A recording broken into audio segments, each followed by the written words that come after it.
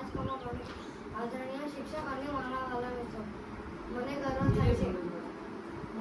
થાય છે આ પ્રવચન આપતા, કેમ કે આજે 15મી ઓગસ્ટ છે.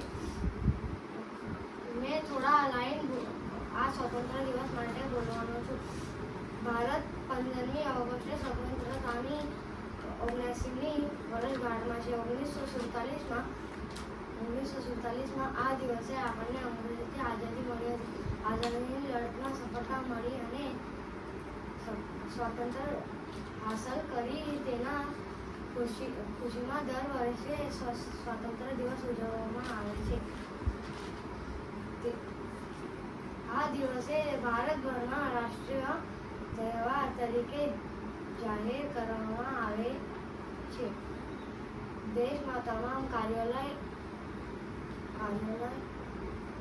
જાહેર રજા આપવામાં આવે છે. જય હિન્દ, જય ભારત. Okay, very good.